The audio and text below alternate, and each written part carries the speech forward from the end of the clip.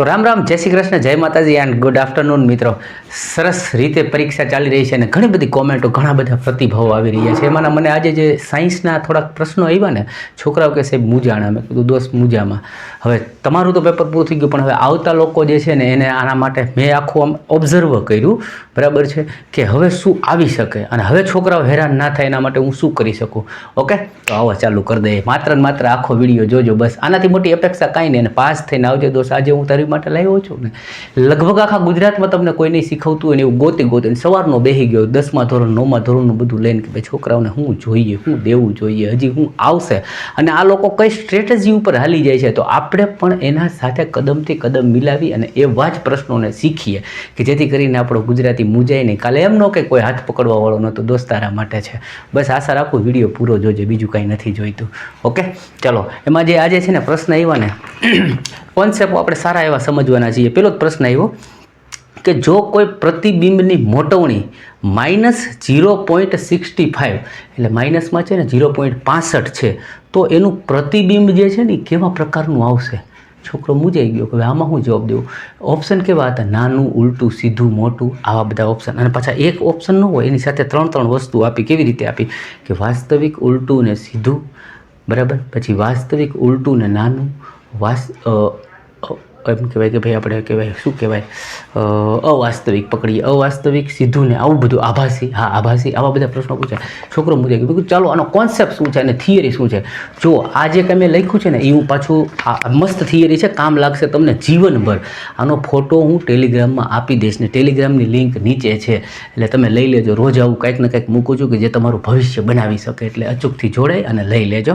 તો આની થિયરી શું કહે છે કે થિયરી એમ કહે છે કે મોટવણી જે છે ને, બરાબર, જો 1થી વધુ હોય ને તો પ્રતિબિંબ મોટું બને. તો આમાં આપણે જોઈએ તો માઇનસમાં છે એટલે 1થી વધુ નથી, 1થી નાનું છે, એટલે આપણે પહેલી ખબર પડી કે એવું ઓપ્શન ગોતો કે જેનું પ્રતિબિંબ નાનું હોય. ઓકે, બધું લઈ લઈએ. જો મોટવણી 1થી નાની હોય તો પ્રતિબિંબ નાનું બને. પછી કહે છે જો પ્રતિબિંબ ધનાત્મક હોય તો પ્રતિબિંબ સીધું અને આભાસી બને. તો અહીંયા તો ઋણાત્મક છે એટલે ઉલટું અને વાસ્તવિક બનશે. જો ફરીથી કહું છું, જો ધનાત્મક હોય તો સીધું પ્રતિબિંબ બને અને આભાસી બને. યાદ રાખજો, સીધું પ્રતિબિંબ હંમેશા આભાસી જ હોય. આભાસ થાય ને એ હંમેશા સીધું હોય. ઓકે, જો ઋણાત્મક બને તો ઉલટું હોય. તો આમાં માઇનસમાં છે એટલે આપણને ખબર પડી ગઈ. તો હવે આપણે કહી શકીએ કે અહીં -0.65ની મોટી બીમવાળી પ્રતિબિંબ છે, માટે પ્રતિબિંબ વાસ્તવિક હશે. વાસ્તવિક પ્રતિબિંબ હંમેશા ઉલટું હોય, અને ઉલટું હોય અને માઇનસમાં છે એટલે વસ્તુથી નાનું બનશે. આવા 3 ઓપ્શન હતા, પણ એના માટે આ 4 લાઈન મગજમાં આવડવી જોઈએ. દોસ્ત તમને ન આવડે તો મને એમ થાય કે હાલો આપણું ભણાવવું નકામું છે. આપણા વિદ્યાર્થીને આવડવું જ જોઈએ. એટલે પહેલો કોન્સેપ્ટ અહીંયા મેં તમને ક્લિયર કરી દીધો. બીજો પ્રશ્ન રોજ આવો પૂછે છે કે તમને છે ને મોટવણીના સૂત્રનો ઉપયોગ કરીને પ્રશ્ન આવે, જે તમારા માટે લખી લીધો છે, ને આમાંય લખીને આપ્યું છે, એટલે મેળવી લેજો, મફતમાં મળી જશે. ઓકે, કે ભાઈ મોટવણી છે ને એનો દાખલો પૂછે છે, ને મને ઘણાએ કોમેન્ટ કરી કે સર આના થોડાક ન્યુમેરિકલ કરાવજો. દોસ્ત એક વખત લખજે, તમારા માટે ભાણું પીરસેલું જ છે, બસ તમે ખાવા માટે આવી જાઓ. ઓકે, મારી ચેનલ ઉપર છે ને અથવા યુટ્યુબમાં લખો કે ભાઈ science numerical group D by officer Gujarati, અથવા મારું નામ જનક છે, હું જનક તરીકે બી લખું છું, બાય જનક રાણવા. ઓકે, તમે એવું લખશો તો તમને વિડીયો મળી રહેશે. તમે માંગો ને હું પીરસું એવું નહીં, તું માંગી પહેલાં પીરસી દઉં, હું ઈ છું. ઓકે, તો મોટવણી જે છે પ્રતિબિંબની લંબાઈ, અથવા અહીંયા ઊંચાઈ શબ્દ વાપરી શકો, એના નીચે વસ્તુની લંબાઈ, આ સૂત્ર છે એ બરાબર હોય છે પ્રતિબિંબનું અંતર, એટલે વીમાં લખી શકાય, અને વસ્તુનું અંતર જેને યુ તરીકે લખી શકાય. હવે આમાંથી છે ને રોજ 1-2 પ્રશ્ન આવે છે, એટલે આપણે કોન્સેપ્ટ ખતમ કરી નાખીએ. બરાબર છે? શું કહે છે કે તમને પ્રશ્ન પૂછ્યો કે 1.2 સેન્ટીમીટર ઊંચાઈ 1.2 સેન્ટીમીટર વસ્તુની ઊંચાઈ છે, એટલે જ્યાં જ્યાં આપણે આવશે ત્યાં મૂકી દઈશું. પહેલાં હું પ્રશ્ન વાંચું કે દર્પણથી 60 સેન્ટીમીટર દૂર મેળવવા માટે 20 સેન્ટીમીટરની ફોકસ કિરણના એક અંતર્ગોળ દર્પણથી 30 સેન્ટીમીટર પહેલાં રાખ્યું તો પ્રાપ્ત પ્રતિબિંબની ઊંચાઈ કેટલી? મોટવણી એટલે ઊંચાઈ, બરાબર છે? સામાન્ય રીતે મોટવણી કહેતા હોય છે. તો એ પ્રતિબિંબની ઊંચાઈ કેટલી, આવું પૂછ્યું તો કાંઈ વાંધો નહીં. આમાં આપણે જે લખ્યું છે ને એ સૂત્ર મુજબ મૂકી દઈએ. પ્રતિબિંબની ઊંચાઈ પૂછી છે એટલે એને એમ નામ રાખીએ. ઓકે, પછી અહીંયા નીચે શું વસ્તુ, તો વસ્તુની ઊંચાઈ એને આપણને આપી 1.2 સેન્ટીમીટર, એટલે ઉપર જે શોધવાનું છે એ નીચે આપી દીધું 1.2 સેન્ટીમીટર. ઓકે, બરાબરના બરાબર. હવે જો શું કીધું કે દર્પણથી 60 સેન્ટીમીટર દૂર રાખી છે, તો દર્પણથી 60 સેન્ટીમીટર દૂર રાખી એટલે માઇનસમાં આવે, એટલે -60 લખીએ છીએ. ઓકે, અને પછી કીધું છે કે વસ્તુનું અંતર જે છે ને 30 સેન્ટીમીટર પહેલાં રાખ્યું છે. ઓકે, તો વસ્તુનું અંતર જે છે એ વસ્તુ ક્યાં રાખી? 30 સેન્ટીમીટર પહેલાં. આ થયું તમારું જે કંઈ સૂત્ર હતું એ મુજબ આપણે મૂકી દઈએ. એટલે જો પેલા તો માઇનસ છે, માઇનસ કટ ગયા ભાયા, અને 30થી 30 દૂર. આ શોધવાનું છે, એટલે આને ઉપર લઈ જાય. 1.2 ઉપર જાય તો ડબલ થઈ જાય. 2ના શું થઈ જાય? તો કે 4 થઈ જાય. 1નો શું થઈ જાય? 2.4. આ જે પ્રતિબિંબ જે છે ને એની લંબાઈ હશે ને 2.4 હશે. એટલે મારા મિત્ર જે સર્કલ જે છે ને એને આ પ્રશ્ન હેરાન કરતો હતો, તો હાલ મને બહુ ઓલું લાગ્યું. મેં કીધું આપણા મિત્ર જે છે, આપણા દોસ્ત છે, આપણો પરિવાર જે છે એ આપણા સબસ્ક્રાઈબર હોય અને એને હેરાન થવું પડે એવું નહીં ચાલે. ત્યારબાદ એક પ્રશ્ન જે છે ને રેગ્યુલર હવે આવવા માંડ્યો છે. એમાં મેં બધા કોન્સેપ્ટ લઈ લીધા. એમાંથી તમને પૂછે કેવા પ્રશ્ન આવશે, એમાંનો પહેલો જ પ્રશ્ન લીધો છે. જો ખૂબ જ અગત્યનો વિડીયો છે. ઓકે, હા, એક નાનકડી મારી જાહેરાત કરી દઉં, ધંધો લઈને બેઠો છું એટલે જો કોઈને મટીરિયલ, પીવાયકી આવું કાંઈ જોઈતું હોય, કરંટ અફેર જોઈતું હોય, રિઝનિંગનું જોઈતું હોય, ગણિતનું જોઈતું હોય, જૂના પ્રશ્ન જોતા હોય, બરાબર છે, સાયન્સનું સરસ મજાનું પીવાયક્યુ PDF જોઈતી હોય સોલ્વ કરેલી, તો અહીંયા મારો નંબર આવ્યો હશે, મારો કોન્ટેક કરજો. તમને હું વોટ્સઅપમાં વેચી શકું છું. ત્યારબાદ વાત કરીએ. જો પ્રશ્ન આવ્યો કે રાત્રિના તારાઓ જે છે એ ખાલી જગ્યાના કારણે ટમટમ થાય છે, એવું આપણને દેખાય છે, ટમટમતા હોય છે. તો આ જે પ્રકાશ ને વક્રીભવન ને આ બધું છે ને એને આ કોન્સેપ્ટમાં હું પૂરું કરી દઉં. તો આવું શું કામ થાય છે? બીજી વસ્તુ કે વહેલો સૂર્યોદય અને મોડો સૂર્યાસ્ત થાય છે, એ પણ કોના કારણે થાય છે? તો આ બેયના જવાબ છે ને વાતાવરણીય વક્રીભવન. યાદ રાખજો, આકાશમાં તારાનું ટમકવું એ વાતાવરણનું વક્રીભવન છે. સૂર્ય જે છે એ વહેલા ઉગતો હોય એવું લાગે ને મોડો આથમતો હોય એવું લાગે, એનું કારણ તો કે વાતાવરણની અંદર એના જે કિરણો છે ને પ્રકાશનું વક્રીભવન થાય. આ બે વસ્તુઓ તમને યાદ રાખજો, ખૂબ જ કામની છે. ત્યારબાદ આવશે પ્રશ્ન તમને સ્વચ્છ આકાશનો વાદળી ભૂરો રંગ દેખાવું. બરાબર, સ્વચ્છ આકાશ હોય તો વાદળી ભૂરા રંગનું દેખાય. એનું કારણ શું છે? તો કે ભાઈ એનું કારણ છે પ્રકાશનું પ્રકિરણન. શું બોલે છે? પ્રકિરણન. ઓકે, અને એને જેને ઇંગ્લિશમાં કહે છે સ્કેટરિંગ ઓફ લાઇટ. એટલે આ શબ્દને પણ યાદ રાખજો. આકાશ આપણને ચોખ્ખું ને બ્લુ કલરનું દેખાય છે ને એની પાછળનું રીઝન આ બધું પૂછે છે દોસ્ત, આ ભરીને પૂછે છે. ત્યારબાદ સૂર્યાસ્ત તથા સૂર્યોદયમાં લાલ જે છે એ સૂર્ય શું કામ દેખાય છે? સૂર્યાસ્ત સમયે અને સૂર્ય ઉગતો હોય ત્યારે આપણને લાલ દેખાય છે, આવું પૂછે છે ને. હું તમને પૂછે એ પહેલાં લઈ આવ્યો જેથી કરીને આપણે જવાબ દઈને જ આવીએ. તો એ લાલ રંગની જે હવે એના માટે છે ને એનું પણ કારણ પ્રકાશનું પ્રકિરણન થવું. ઓકે, શું છે પ્રકિરણન? આખી થિયરી હું નહીં સમજાવું, પણ મેઇન વસ્તુઓ તમને આમ ટચ કરાવી દઈશ. પછી જો એમાં છે ને એક વસ્તુ કામની છે કે ભાઈ લાલ રંગની તરંગ લંબાઈ પૂછે છે. ઓકે, તો જો લાલ રંગની તરંગ લંબાઈ જે છે ને એ સૌથી મોટી છે. શું છે? મોટી છે. હવે આ વાદળીને ભૂરું હું કપતે થોડુંક કહી દઉં. લાલ રંગની તરંગ લંબાઈ હોય ને એ જ્યારે આ મોટી હોય તો એને ઘણા બધા રજકણો આવા વાતાવરણમાં અડે, તો એ છે ને એની લંબાઈ જે છે ને તૂટી જાય. એના હિસાબે આપણને એમ કહેવાય કે દિવસે લાલ રંગનો સૂર્ય ન દેખાય, પણ આથમતી સમયે અને ઉગતા સમયે સૂર્ય આમ ક્ષિતિજમાં હોય. આવી રીતે આ પૃથ્વી છે ને અહીંયાથી માનો કે સૂર્ય નીકળતો હોય તો એ જે લંબાઈ છે ને એક ધારી દેખાતી હોય. આ શોર્ટમાં સમજાવું છું. એટલે એ લાંબા કિરણો જે છે ને એ આમ પથારીને આપણને આમ ટચ થઈ જાય એટલે આપણને લાલ કલરનો સૂર્ય જે છે એ દેખાતો હોય. શોર્ટમાં સમજાવી દીધું. પછી વાદળી રંગ જે છે ને એની તરંગ લંબાઈ નાની છે. આમાંથી પ્રશ્ન બનાવે છે આ લોકો કે વાદળી રંગની તરંગ લંબાઈ કરતાં લાલ રંગની તરંગ લંબાઈ કેટલા ગણી વધારે છે? તો 1.8 ગણી વધારે છે. યાદ રાખજે દોસ્ત. પછી આવ્યું ખૂબ જ ઊંચાઈએ ઉડતા હવાઈ યાત્રિકોને આકાશ કેવું દેખાય?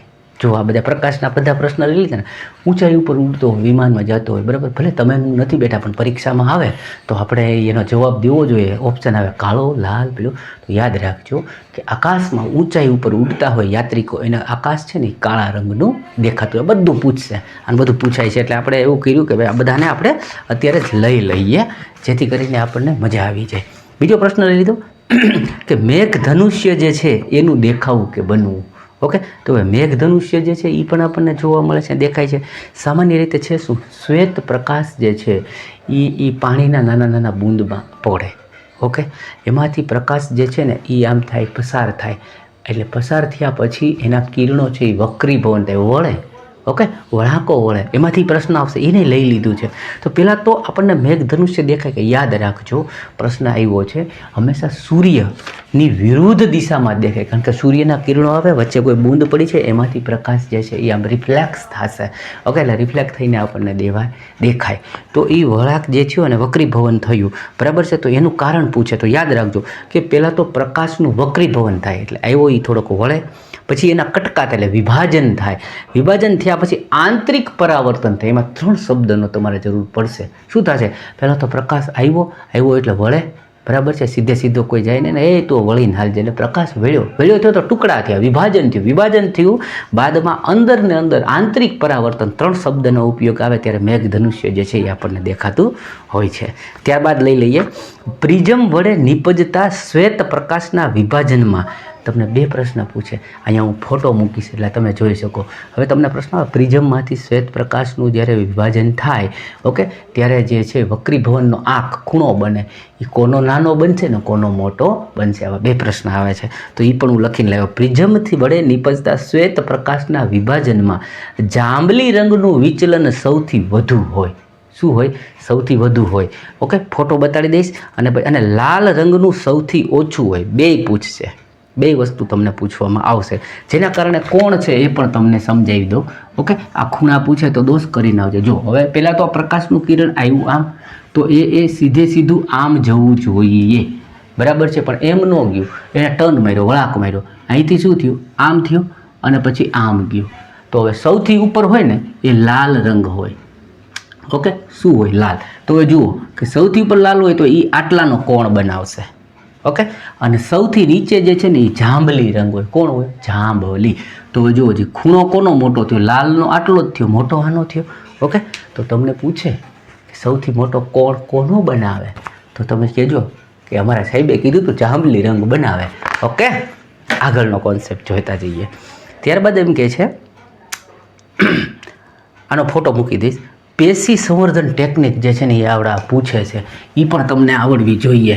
ઓકે, પેશી સંવર્ધન, હવે જો આપણે સંવર્ધન ને પ્રજનન ને આમાંથી આ લોકોનો એમ કહેવાય ને કે ભાઈ આપણને પીઝા વાલા હોય ને એના વાલા પ્રશ્ન છે, એમાંથી આ પ્રશ્ન પેશી સંવર્ધન. તમને એમ કહેશે કે કોઈ છોડ ઉગ્યું, એના અગ્રભાગને કાપી અને એના કોષનો ઉપયોગ કરી બીજા જગ્યાએ જોડી અને ત્યાં પાછા વનસ્પતિ ઉગાડવામાં આવે, તો આ કઈ ટેકનિક ભાઈ? તો એને કહેવાય પેશી સંવર્ધન ટેકનિક. બરાબર છે. તમે મેં 2 કર્યું હશે. આપણે કોઈકની ઘરે સારી વેલ ભાળી જઈએ તો એ વેલ છે એ આપણે કાપીને લઈ આવીએ, ખબર છે, ઘરે, અને આપણે વાવી દઈએ. બસ એ જ. પણ આપણે વિજ્ઞાનની દ્રષ્ટિએ જોવાનું કે આપણને માર્ક મળે એવો શબ્દ આપણે વાપરીએ. આપણે ડાળ તોડીને વાવી દીધી એવું શું કામ? થોડુંક વાંચવું એના માટે. વનસ્પતિના પેશી અથવા તેમના કોષોને અગ્રભાગના વર્ધમાન એટલે વધે છે, આગળમાંથી જે વધે છે ને એ ભાગથી અલગ કરીને નવા છોડ ઉગાડવામાં આવે છે. આવા નવા ઉગતા નાના કોષના સમૂહને પૂછે એ આ જે પેશી વર્ધનથી જે વાવ્યું ને એ કોષના સમૂહને શું કહેવાય? એને કેલસ. શું બોલે છે? તો કે કેલસ કહે છે. આ છોડનો ઉપયોગ સામાન્ય રીતે સજાવટ કે સુશોભનની વેલ તરીકે વનસ્પતિમાં ઉપયોગ થાય. ઓકે, બીજો પ્રશ્ન એમ રહેશે કે ભાઈ આ કેલસ નામના જે કોષના સમૂહ છે એ સામાન્ય રીતે વનસ્પતિઓને ઉપયોગ કરી સુશોભનમાં વાપરવામાં આવે તો એ કઈ ટેકનિક છે? તો તમે કરીને આવજો. એને કહેવાય પેશી સંવર્ધન ટેકનિક. કરીને આવશો ને? કરો લાઈક. ત્યારબાદ વાત કરીએ કે ઓલી લજામણી જે છે એને અડતા લજાઈ જાય, આવો પ્રશ્ન આવે એટલે તેનું નામ લજામણી રાખ્યું. એનો પ્રશ્ન પૂછે કે ભાઈ આવા અમુક પ્રકારના છોડ છે, વનસ્પતિ છે, એનામાં અંદર એવું કંઈ છે નહીં કે એ સંવેદનાને ઓળખે. તો આ સંવેદના કોણ એનામાં? કે ભાઈ આ ટચ કરે છે, પાસે આવ્યો તો હું હકોડાઈ જાઉં, હું શરમાઈ જાઉં. ચલો છોડી શરમાય, પણ આ વનસ્પતિ શરમાવા માંડી. એટલે કે એની અંદર એવો કયો ભાગ છે જેથી એ શરમ અનુભવે છે, લજાઈ જાય છે? આ પ્રશ્ન આવે. બીજું એવું આવે કે વેલાઓ જે છે એનો એવો કયો ભાગ છે કે બીજાને આમ પકડીને આમ ચડી જાય? ઓકે, આના માટે શબ્દો વાપરે છે ટેન્ડ્રીલ. શું વાપરે છે? ટેન્ડ્રીલ. એનું ગુજરાતી કહી દઉં કે ભાઈ તમને ટેન્ડ્રીલ ન આવડે, આધાર સૂત્ર બોલવામાં આવે છે. થોડુંક વાંચી સમજાવું. વાળ પર ચડતા વેલા આધાર સૂત્રની મદદથી ઉપર ચડે છે. આ આધાર સૂત્રને ટેન્ડ્રીલ કહે છે, જે સ્પર્શ અને સંવેદનશીલતા માટે જવાબદાર છે. પ્રશ્ન આવે, કરીને આવજો. ઓકે, લજામણીનો છોડ અડવાથી દૂર ભાગે.